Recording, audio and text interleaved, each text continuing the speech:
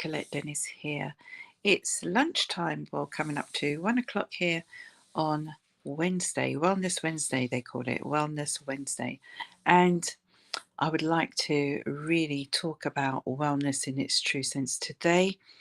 There's been a lot of news going around regarding strep A, and there's been sadly a few deaths here in the UK. I'm not sure if this is global, but I know this is something that's going on here in the UK. And from personal experience, I can talk about this. So, back towards the end of summer, my youngest grandson was taken into hospital with chickenpox. He had chickenpox, um, but they started to flare up. And unbeknownst to us, he had also contracted invasive strep A, which is what has unfortunately killed those children that we're hearing about in the news. Now, um, strep A is something that lives in our bodies. It lives in our throat and in our nose. And we have strep A and strep B.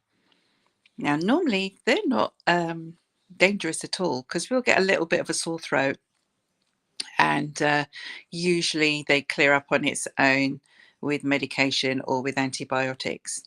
But the strep A invasive, that is when it starts to get a little bit lethal now. Now, how does it develop into this invasive form?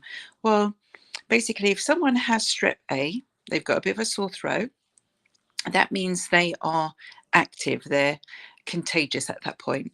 And, through coughing, through sneezing, pardon me, through kissing, through sharing drinks with someone who has strep A, um, if it lands on an open wound, in my grandson's case, he had chickenpox and they were really bad because some of them had opened up and were pussing. And, the virus will get into the bloodstream. And when it's in the bloodstream, that is when the dangers occur. He actually had sepsis. He was dehydrated. He had signs of high fever. He had the rash on his body underneath the chickenpox, which is associated with scarlet fever. And he had the spots in his mouth, which again is associated with strep throat. And it was through the foresight of his mother, who is a nurse, who actually was, the child himself was not himself. He'd gone off his food. He wasn't drinking. He had no energy. And this is just not like my grandson, who's always bubbly and running around and loves his food. And the fact that one of his spots she'd marked because it came up bright red on the body, and it started to swell. Now, as a nurse, she knew that this wasn't right. It was cellulitis. And on that basis, she just rushed him to A&E. They took him in. He was dehydrated. They put him on 3 different forms of, what's the word, antibiotics, because he had the blood poisoning. They didn't quite associate at first where it had come from, but then quickly associated it as invasive strep A. I was then contacted. Yes, I was contacted by NHS England because I'd looked after him during that time when he was ill.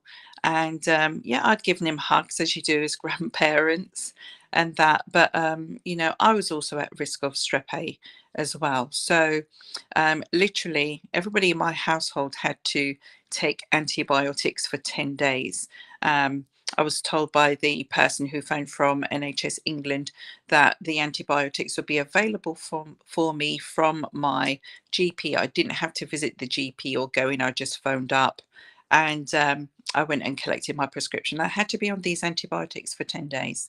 My grandson, in the meantime, he was on 3 different antibiotics. He was on the drip for dehydration. But luckily he came through positively because he's here with us, running up and down as usual, loving his food as usual. But it was, as I said, um, his mum's actions on realizing that this wasn't just a sore throat, this just wasn't chicken pox, there was something else going on. And it's really hard because there is chicken pox is going around. We know that. Strep A is going around. Sore throats are going around. It's the cold season. But it's when that sore throat, you notice that the child is off their food, they've got no energy, they're lethargic, then do something about it. Don't wait for a doctor's appointment. Take them to A&E. Take them to A&E. If they've just got a sore throat and you're concerned, then take them to the doctors to get a swab, because they can tell pretty quickly through a swab whether they have strep A or not. And usually it can be cured with antibiotics. But again, this is something that affects children between the ages of 5 to 15. And my grandson was 5 at the time, turned 6 in October. So, and you know what children are like. They love playing together, hugging each other and things like that. And they have coughs and colds all the time. Now, they reckon this could be because of COVID, because children were kept apart from their friends. They weren't mixing.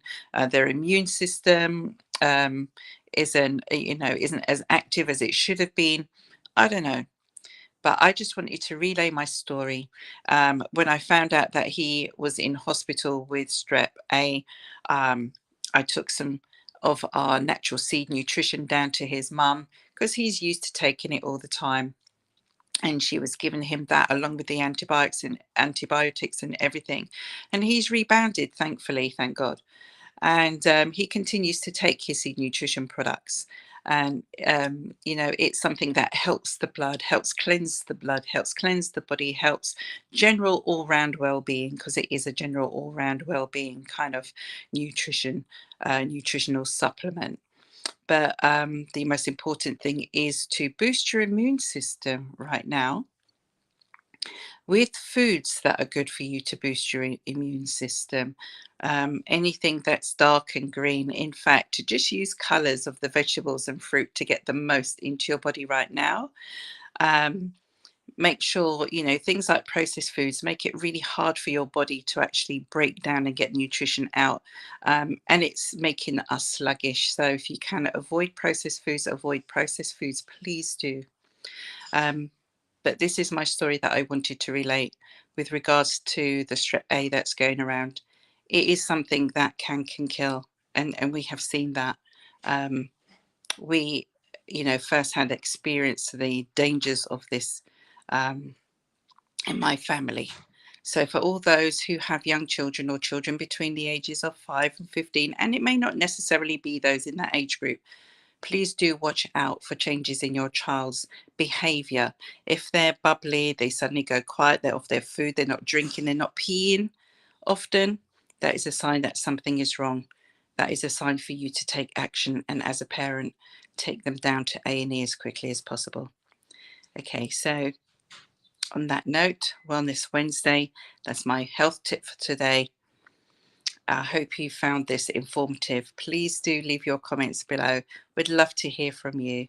Take care.